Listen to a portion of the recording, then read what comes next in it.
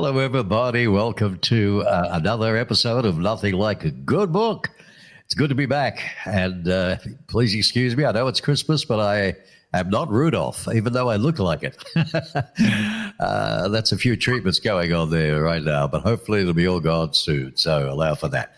Nothing Like a Good Book, dedicated to authors. Of course we are. We discover your book. We promote your book. And we help you sell your book. That's what's important. And you can visit nothinglikeagoodbook.com, and it's all about it in there. It'll tell you more. But my guest today is a fellow by the name of Andy Lindberg, author, American Ocean Lifeguard, EMT, and storyteller. So let me ask you a question. Have you ever had a family member or friend lose their life through drowning in an ocean rip? I have, and it's sad, very sad, that maybe it didn't have to be. Well, Andrew Lindberg's life journey reflects resilience, faith, and a deep sense of purpose. He was raised as the youngest of three boys in a military family, moving from base to base, with formative years spent in Miami, Monterey, Brunswick, and El Paso. Monterey, that brings back a track when I was a jock. Down in Monterey. Oh, yeah, I love that thing. Swimming became a central part of his identity from infancy, but he learned to swim before the age of 1. Would you believe that? And he later trained competitively throughout childhood, adolescence. He'll tell us a bit about that. But his book's very, very interesting indeed, and I'm really, really pleased to have him right here on the show, Mr. Andy. Hi, Mark. G'day, buddy. How you doing? Hi, Mark. Yeah, you're looking good. You're looking good. Thank you. Well, what I want to talk about is the American Ocean Lifeguard. You started very young. Give us a little bit of that background. I always like that first. You started very young. I mean, you learned to swim before 1. How did you get into being a lifesaver? Well, I was on my first competitive swim team at 5 years old, and then I took my first lifeguarding, CPR, and first aid class at 7 years old. The American Red Cross used to have a junior lifeguard program, and that was the age limit to get in. So I took it actually 2 years in a row. But the way I got into lifeguarding was my swim coach deleted 3 of my grades in high school in the computer. Oh. That caused me to drop out of high school and lose my scholarship. And 2 weeks after I dropped out, my friend lied to him at Hallover, lied to his bosses, and told him I was 18 when I was 17. I put the right age down on the application for Miami-Dade County, and they never looked at it. And that's what started my lifeguarding career. Wow. That could have been taken as a big setback. Very nasty indeed. Yes. But, you being a spiritual man, things happen for reasons. Yes. And no doubt that happened for a reason. You were the youngest boy of 3, right? The military family. What did your dad do? My father was a Marine. He wasn't a frontline Marine. He was. He helped invent the first handheld rocket launcher for the Marine Corps. Really? Yes. And they gave him the first one off the assembly line. How about that? And I used to play with it as a child, without ammo, of course. Heavens above, I tell you what, could be scary. You've written a couple of books. We're going to be talking about. The first one I want to talk about is your career. You did what? You became a lifeguard. You did some pretty remarkable things. This particular shot here I want to show. Let's have a look. Here we go. You got to get. We got to. Yeah, it's okay. It's on the line today. Rescue of 5 people named first lifeguard of the year. Lindberg. Any relation to the other Lindberg we know about? Well, I think they took the H off our last name when we ccame through Ellis Island. Right. But okay. So tell me about this. How this happened? Because this is you when you were a little younger. Yeah. All right. And how did this come about? This write-up in the Miami Herald, isn't it? Yeah, Miami Herald. Uh-huh. Right. What happened was I usually sat in my car and I waited for. We have a roll call every morning. I would try to get there about 5 minutes before every morning. Right. One morning I walked in 20 minutes early, and there was a phone call from the fire department saying that somebody was drowning at 50th Street, and this was 10th Street headquarters. Right. And the lieutenant was there for the zone, and a guy from 53rd and a guy from 35. And I was sitting at 46th Street, and we all jumped in the truck, took off up there, and there was only 2 buoys in the truck. And I was the junior guy, and I didn't get a buoy. The wind was blowing about 40 miles an hour, and the rip current was almost a half a block wide. Whoa. Yeah. And this lady decided she was going to go swimming, and then 2 other ladies went out there to try to rescue her. That happens a lot. There was this fireman at 53rd Street. Right. They had a buoy there, and he ran from 53rd Street station all the way down to 50th Street and went in and got all 3 of them. And I jumped out of the truck, and I was the first one out there. Right. And he had the one girl draped over the buoy, and she was pretty much, I think, already dead. And he was holding on to the other 2 on both sides. Right. And when I got there, he said, give her air, give her air. So I cleaned her mouth off, and I gave her 1 breath. And when the other lifeguard showed up, I said, let me have her. And I took her straight to shore. And gave her to fire rescue. And then I went back out, and I helped the other lifeguard bring in 1 girl and the fireman. Right. We worked tandem together. And I would I was tall enough, I would anchor myself to keep us from being pulled out. Marvelous. Good job. Well, you're only 29 then.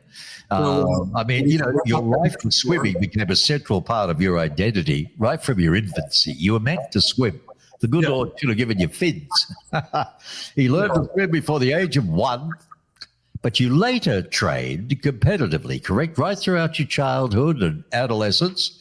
It was all part of it all. But what I want to understand now is how did this come about? This was your first book. It's called Life is Not Fair. Okay? And that looks like a lifeguard there on a lifeguard station on the beach, correct? That's 3rd Street Tower, yeah. 3rd Street Tower, right. Yeah, okay. So tell us. The way it came about was I was in church, and I was hearing the story of Joseph, and I realized that my life story was very similar.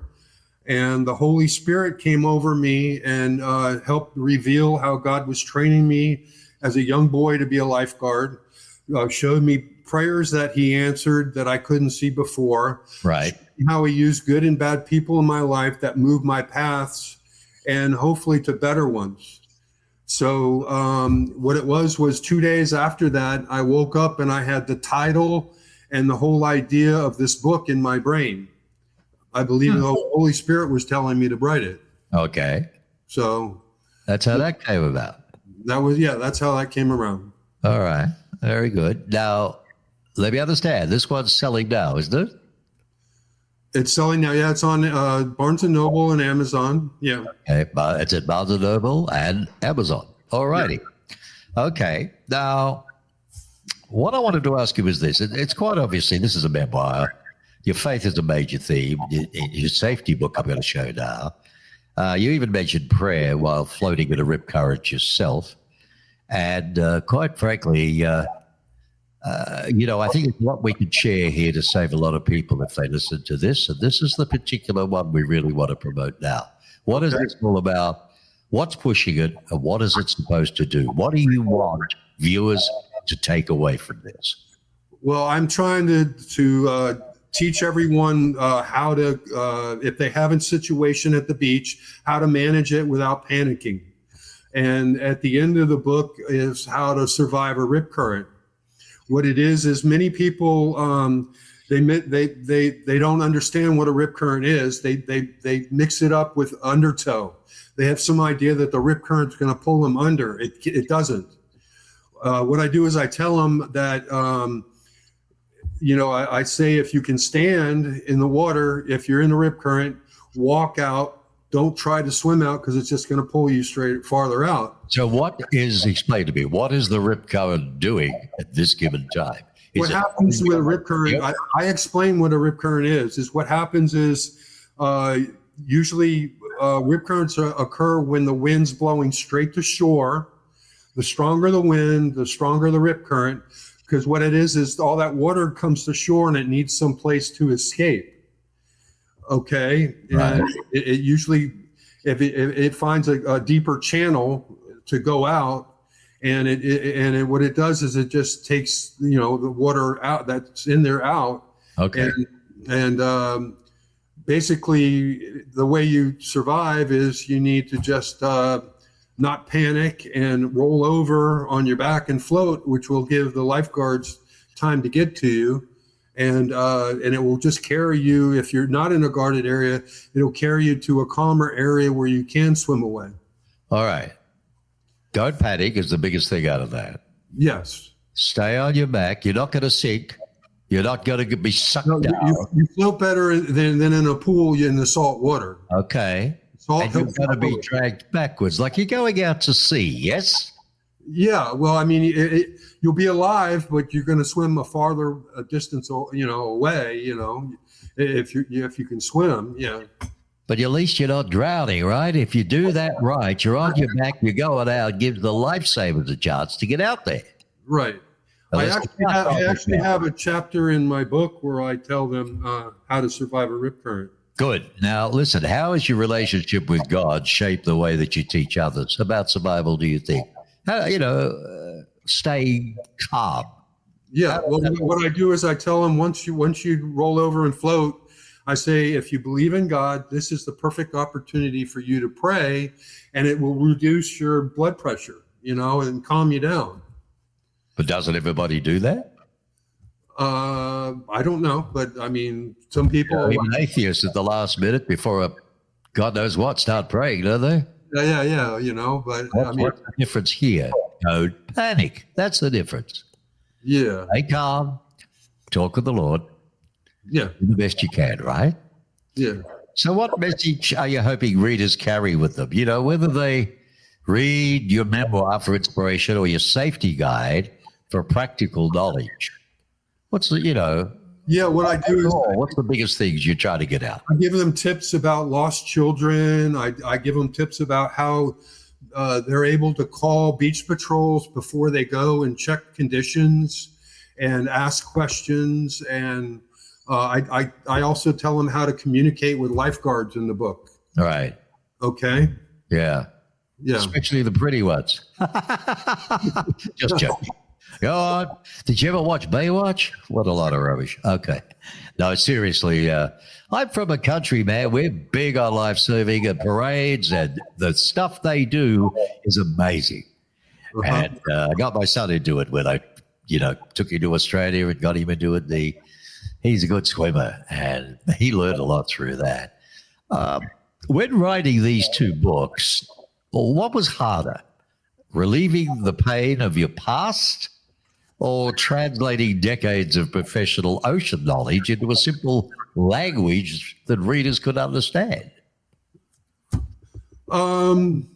Just the Life Not Fair book was kind of, difficult. It took me a while, but the way I got to this thing was I was trying to make like a Apple app, and I was trying to write about what I knew about to do it. I'm still thinking of doing some videos and putting them on YouTube. Yep, that's my way to go. You got to do all of that jazz. But is there anything like this right now in America? No. I looked up on YouTube, and there's only 1 3-minute video of safety tips by the American Red Cross, and it doesn't tell you anything. I don't get that. This is the land of promotion. Amazes me. You need to sponsor this and get this to every life-saving and surf life-saving club in America. How many are there? Would there be? Well, I'm going to try to get the United States Life Saving Association to endorse it. Okay. And try to get the American Red Cross to endorse it. Okay, that's endorsing it, but you've got to print a lot of them. It costs money, and you've got to be able to market it. That costs money. Therefore, you need to get it sponsored. Yes. If a good company, a big brand company, put their logo on this thing or got behind it, they're doing a wonderful cause. You can't buy that sort of advertising. You're I right. think we should be approaching, okay? For over 50 years, Daniel Roth has lived for that moment. A two-time Grammy Award winner, former publisher at Simon & Schuster, and executive at HarperCollins, he's helped countless writers turn ideas into art. Whether it's a novel, a screenplay, or a documentary, Daniel brings the experience of Hollywood and publishing together, helping creators find the story that truly connects. Now he's showing that passion, teaching, guiding, and inspiring writers of all ages to make. Hello, everyone. My name is Daniel Roth. I'm an editor. I can help you find your story. Give me a call. Now, your book does show, how faith wasn't always steady. There were moments you drifted, excuse the pun. What turns your heart back to God for good? Oh, I found and lost my way many times, but what it was my ex-wife abandoned me. She drove off with my 8-year-old son. And when I saw that, I looked hard at my life, and Right. I said, well, living by my ways doesn't do me so well. So I decided to turn back to God. And my first idea in my brain was remember the Sabbath and keep it holy. So I was praying for God to show me a good church. And on my breaks at work, I was listening to a song by Styx called Show Me the Way. And I kept praying, show me the way, God. And I wanted to find another girl, but I didn't want to look in a bar and I didn't want to look on the beach. So I tried this christianmingle.com for a month. I met this one girl who was a traveling nurse going to U of M to be an anesthetist. Right. And I attended nursing school many years ago, but we had that in common. So she said, why don't we meet at my church after the 11 o'clock service? After the service, she didn't want anything to do with me. So I was looking for churches. I would go in and hear sermons and nobody would even say hello. Yeah, But right. I enjoyed this service so much that I came back the next week for the same service. All right.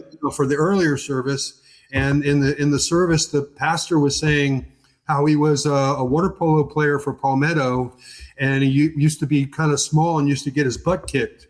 And I remembered playing water polo against him at Miami-Dade South. Right. And instead of kicking his butt, I stole the ball and went down and scored.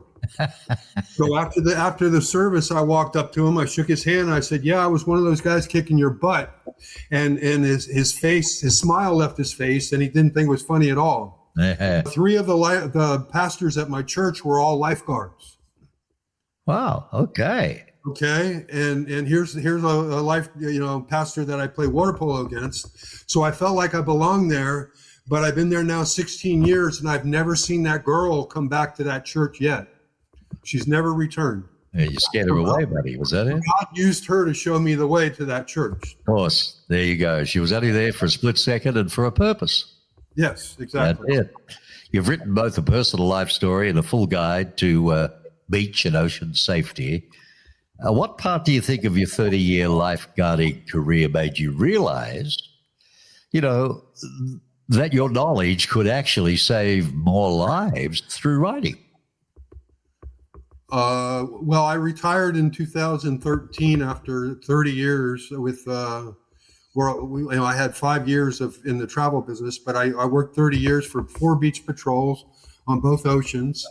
And, I learned a lot. I was on, so. All right. Well, why not do it all? Your second book really educates people about rip currents and ocean dangers.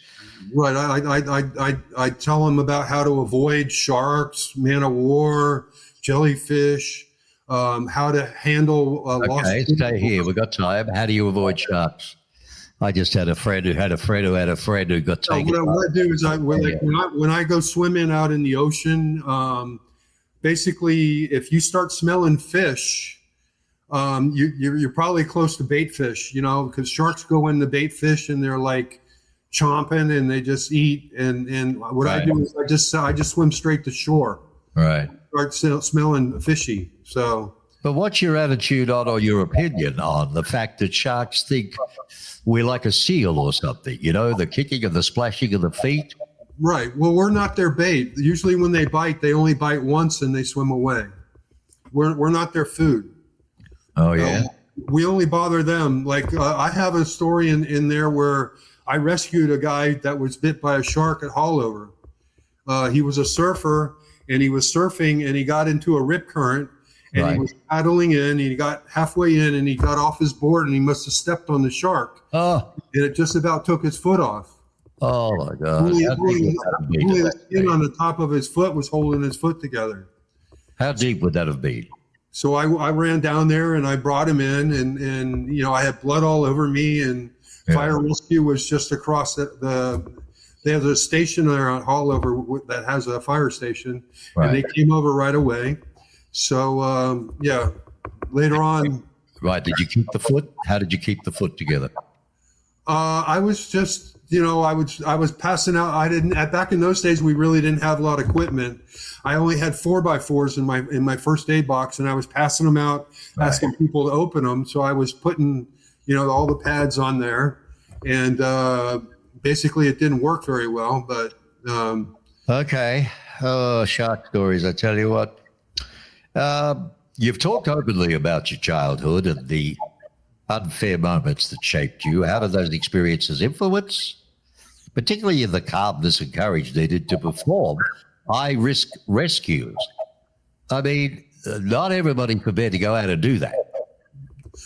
oh yeah, no, I never really panicked. I mean, I just knew I had all the skills to do everything I knew I could do. So you know, I was given many awards. Actually, what happened was I was given the lifeguard of the only lifeguard of the year award given out by the city of Miami Beach in 100 years. And after that, they laid me off about 4 months later, and it took me 7 months to get my job back, 7 or 8 months. And I rescued a blogger my last year at the Beach Patrol. And they gave basically I was on the lifeguard tower, and I was treating a girl for a man of war sting, and she was between me and the guy that was out on the float. He didn't know how to swim. Oh. He went out on the float. He was like 50 yards offshore, and I'm treating her, and all of a sudden I'm seeing a commotion of everybody on the beach, and I see my lifeguard to my south go down and get his buoy and start running out. And so I just dashed out there. I beat him to the guy, and I rescued the guy, and he rescued the float.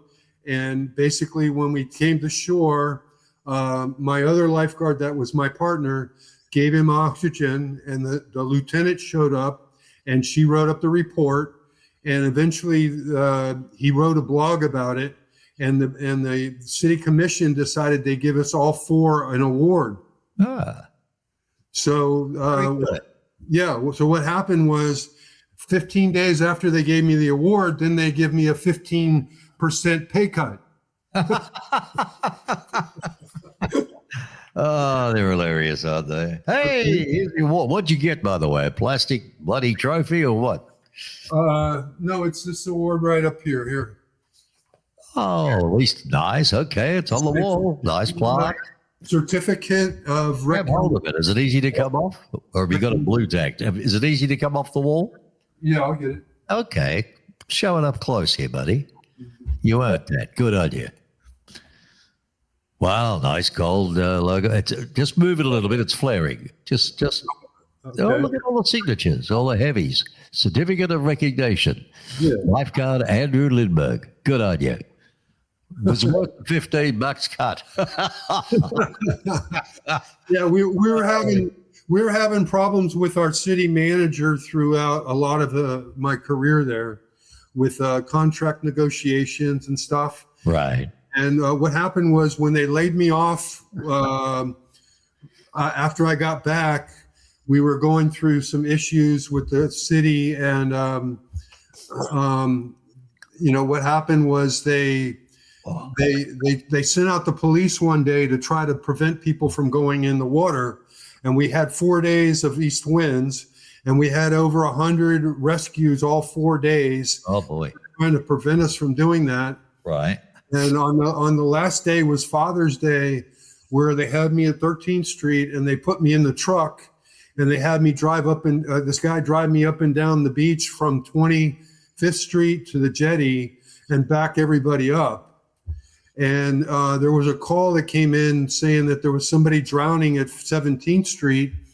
And what it was this guy was out there, and it's in my book where there's a wave runner. All I saw, there was nobody out in the water. All I saw was a wave runner with nobody on it.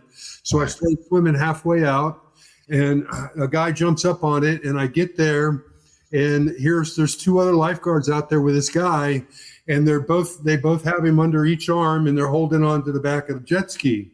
All right. Yeah. And the problem is that the guy's head's back and the jet ski's blowing down his throat. Oh. And I screamed at him, what the hell are you guys doing? And I said, let me have him. And I put my buoy underneath him. And I told the guy to get me up on a plane and take me to the beach, Yes. So I get there, and it's Father's Day, and there's his wife and his kids there. And the jet ski blew his shorts off, and he's purple and naked. And, and what happened was I had the 3 buoys wrapped around the guy. And when I get to the shoreline, one of the buoys pulls my ring finger off my wedding band. Really? I lose it right there. Yeah. And what happens was at the end of the week, I go to a U of M football game that with Florida State that went into overtime. And I came home late, and my ex-wife was yelling at me in the kitchen with a large knife. She was threatening me with a knife, and right. Decided it was time for me to get out of the relationship. Yeah, I think that's a pretty good indication right there. Yeah. The book, it can be purchased on your personal website, which I'm going to whack up there now. That is your personal website, correct? Yes, that is. AndyLindberg.co. Okay. This is your big baby. Beach safety tips. Yeah. How to survive a rip current. What I tell people in there is that like lost children, I say when you get to the beach, you set up at the beach your stuff. I say the first thing you do is take a picture of your children in their swimsuit. Okay. Because if you get lost, then you can show it to the lifeguard so they'll recognize the child or the police. And what I tell them is that in my 30 years of the beach patrol, we've never found a lost child in the water. They're usually they go away from the wind, or you find them back beach somewhere. We've not found a lost child. It's a good idea, though. With these days, with everybody's got phones stuck in their face all the time. So, hey, you've got one of your child. Take it right there at the beach, exactly what they got dressed in, not a past picture, what they got today, how they look today, right in front of you, just in case they wander off. Listen, we've got to go. You're fascinating. You've saved lives. Thank you so much for that.